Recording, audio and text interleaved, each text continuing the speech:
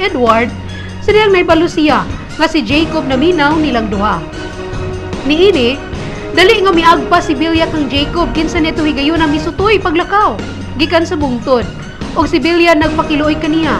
Busa, gipasalig ni Jacob nga dili na siya mupatay og mga vampira og tingali usa kanila ang manimalus ngadto kaniya.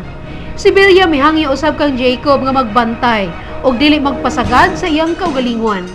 Apan sa dihang wala kini maminaw sa iyang rason, mahangyo na lamang si Bilya ngadto kang Jacob og usa ka halok. Apan gumikan nga sila adunay pagbati, gihagkan ni Jacob si Bilya sa taas nga higayon. Si Jacob mipaingon sa panggubatan, apan mobalik ra usab siya.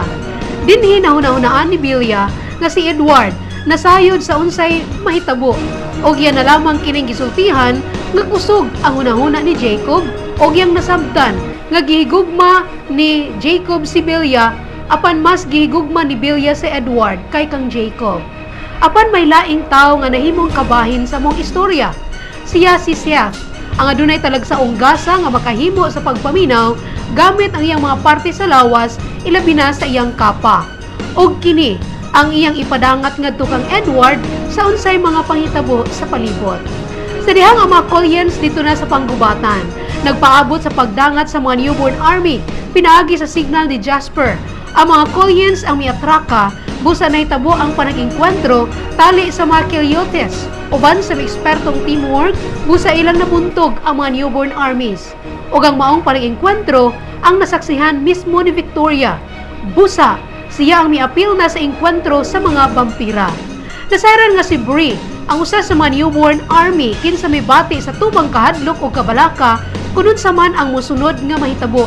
Sadang iyang nakita nga apiki na ang kahimtang sa mga tao, mihimo usab siya sa pag-atras og siya na corner nila ni Carl Leslie og Esme ug ang duha nagtinan-away dungan ang pagpaniid sa talagsaong lihok ni Bree. Apan dito sa kampo, nabantayan ni Victoria nga wala si Edward sa mga inkwentro o iyang nahibawan nga wala kini mobiya sa kilid diin nahimutang si Bilya. Apan nabantayan usab ni Edward nga nagkaduol na si Victoria, busa gimanduan ni Edward si Seth nga mutago og ambusan si Victoria og ang mga kauban niini.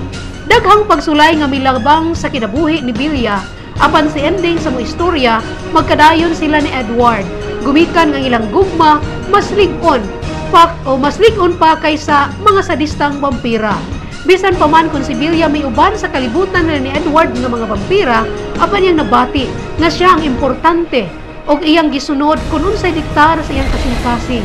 Kay alang kaniya, mahimo niya ang tanan nga buot pagahimuon kung anaa ang gugma sa iyang kasing-kasing ug kauban ang tao nga tinuod niyang gimahal.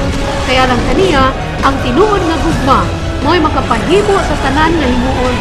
Ang Twilight Saga Eclipse kasamtangang gipasalida karon og makita sa silver screen sinima sa New Gigi-Mall.